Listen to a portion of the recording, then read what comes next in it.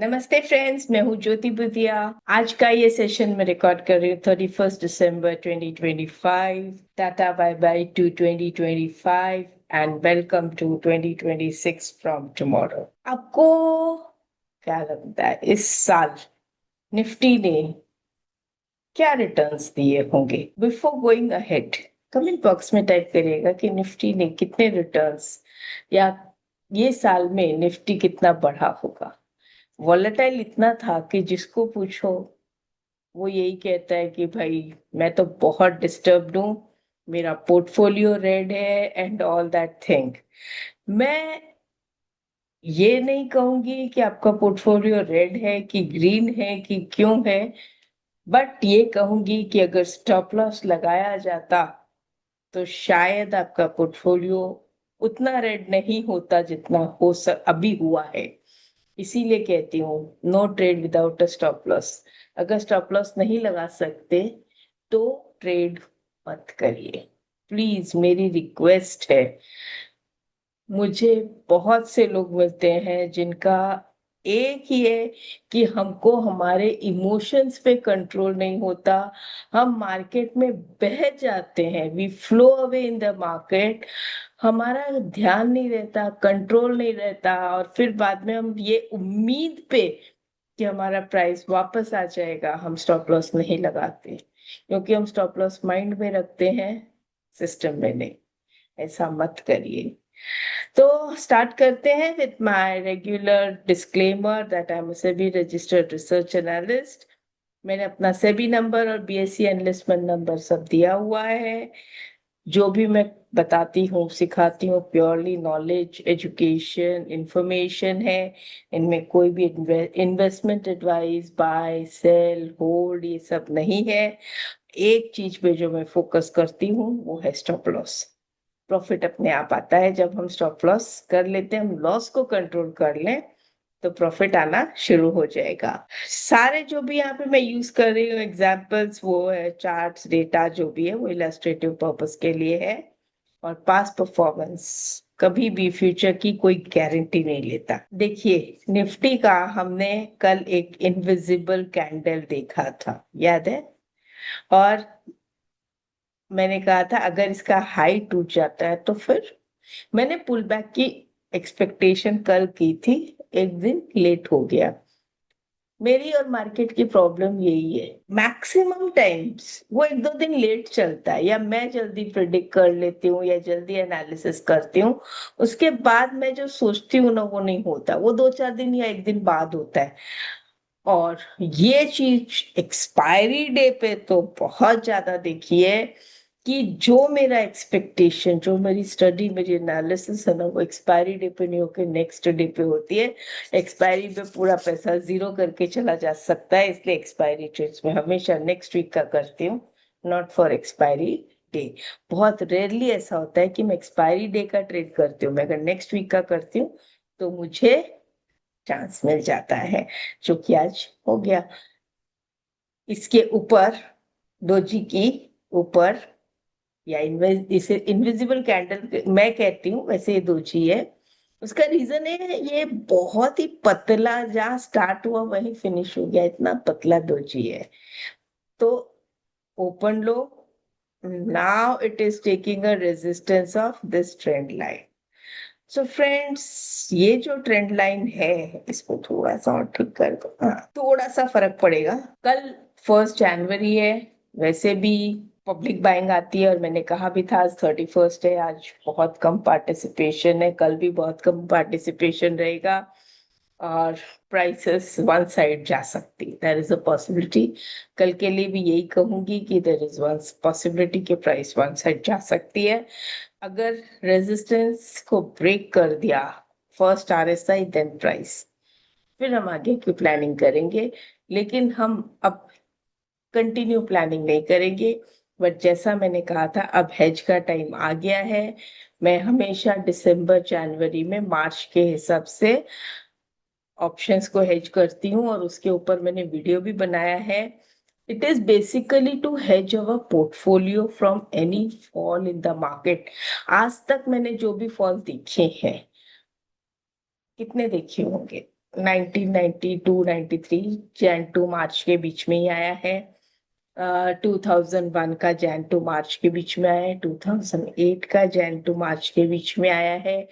2020 का भी जैन टू मार्च के बीच में आया था, जबकि कोविड के बारे में कोई भी एडवांस में प्रिडिक्ट नहीं कर सकता कोविड को। फिर भी जो फॉल आया है वो एक्चुअली देखा जाए तो 26 फरवरी के बाद आया, मीन्स जैन टू मार्च के बीच में ही आया है। तो जो मेजर फॉल्स जो आए ना वो सारे मैंने जैन टू मार्च, तो ठीक है। अगर मान लो 2 4 5 साल के पैसे वेस्ट भी होते तो कौन सा बहुत बड़ा हम अमाउंट का हेज करते। मैंने इसके ऊपर बहुत वीडियोस भी बनाए हैं, और आप कहेंगे रिक्वेस्ट आएगी या आप लोग की डिमांड आएगी तो मैं फिर से बना दूंगी, ठीक है। तो लेट्स सी, जैसे अभी चाहते हैं वैसे चल रहा है मार्केट, हमारा डायरेक्शन भी सही जा रहा है। कंटिन्यूटी, इसका फॉलो अप, ब्रेकआउट और ये सब चाहिए। और इसके साथ जो ऑपोजिट डायरेक्शन में जो हमने कल देखा था वो था विक्स प्राइस सपोर्ट से घूम रही थी और विक्स रेजिस्टेंस से घूम रहा है। विक्स फिर से लो ब्रेक कर दे तो और भी मजा आएगा। तो let us see how we are moving, and now coming to our markets. Oil sector was full boom, आज एकदम मारोबोजू कैंडल बनाया है। एकदम बॉटम से स्टार्ट हुआ है और ऑलमोस्ट ओपन लो और क्लोज हाई दिया है। और अच्छी एक्सपेक्टेशन है पीएससी। फिर एनर्जी, आज एनर्जी भी अच्छी थी भाई। मार्केट में एनर्जी की कोई कमी नहीं थी। मेटल, फास्ट फॉरवर्ड मत करिएगा, आपको अभी एक ईयर एंडिंग का निफ्टी का एक चीज दिखाना है। वेट, फास्ट फॉरवर्ड मत करिएगा, आज पूरा वीडियो देखिएगा। फिर पीएसयू बैंक्स, इनमें भी आज थोड़ा आ गया। तो अब मैं इस लाइन को यहाँ से हटा के थोड़ा यहाँ पे शिफ्ट करके और एक यहाँ पे भी कर दूंगी। तो एक ब्रेकआउट आके अभी उस तरफ चला गया। इंफ्रा भी अप है, ऑटो भी अप ही है। फिर प्राइवेट बैंक्स, मिड कैप भी है। रियलिटी में आज देखिए सपोर्ट के बाद से यहाँ भी थोड़ा स्टार्ट हुआ है। देन फार्मा भी सपोर्ट के पास से, कल हमने देखे 3 ये विक की बात की थी ना, आज ये गैप अप है। एफएमसीजी, फिर निफ्टी, बैंक, बैंक ने कल भी मजबूती दिखाई, आज भी मजबूती दिखाई। आईटी अभी तक ठंडा ठंडा है। कितने दिन हो गए, 1 2 3 4 5 6 कंटिन्यू फॉल। डिजिटल ने तो तोड़ दिया भाई ट्रेंड को। इसको तो अब मुझे फॉलो अप अगर मिल जाए कल तो बात अलग हो जाएगी। आरएसआई ने तो पहले ही ब्रेक कर दिया था, यहाँ पे ही पहला ब्रेकडाउन आरएसआई, ये फिर यहाँ सब क्रॉसओवर ऑल नेगेटिव। आज 31st है, अभी तक डिजिटल ने मूवमेंट नहीं दिखाया तो कांट से एनीथिंग। तो अब आते हैं बैक टू निफ्टी। निफ्टी में मैं एक चीज आपसे कहना चाहती हूँ, बताना चाहती हूँ। एक्चुअली मैं स्टडी कर रही थी ये बार का मंथली।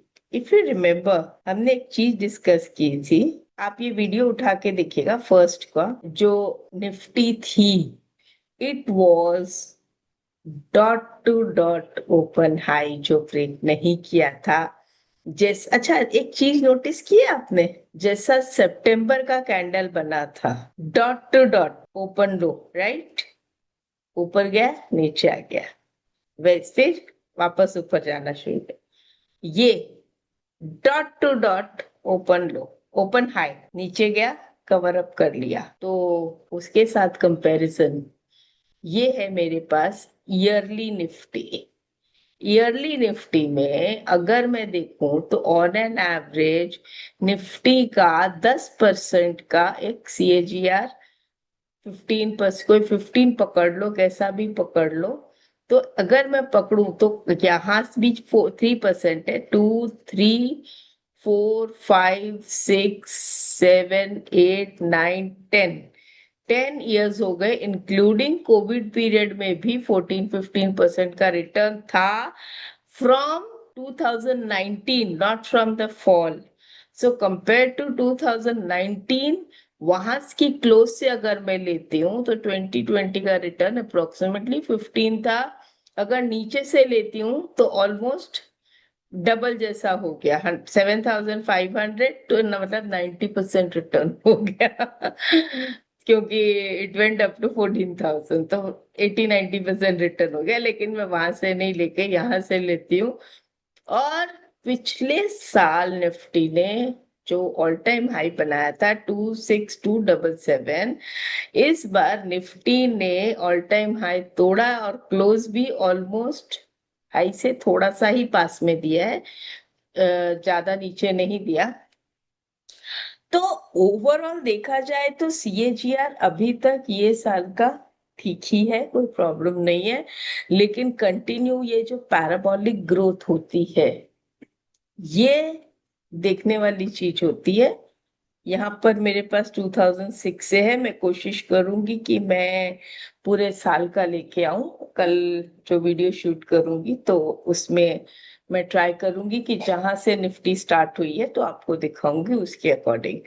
तो इसीलिए मैंने कहा था कि जाइएगा मत, मैं निफ्टी का ईयर का भी दिखाना चाहती हूँ कि निफ्टी ने ईयर वाइज कैसे परफॉर्म किया है। तो फ्रेंड्स, मिलते हैं कल। और कल मुझे बहुत अच्छे से इंतजार रहेगा ओपन हाई ओपन लो का। वो साल का, मंथ का, सबका ओपन हाई ओपन लो रहेगा। और फिर उसके बाद हम चलेंगे आगे के मार्केट की तरफ। तो wish you all a very very happy new year, सबको नव वर्ष की शुभकामनाएं। नमस्ते, कल मिलते हैं।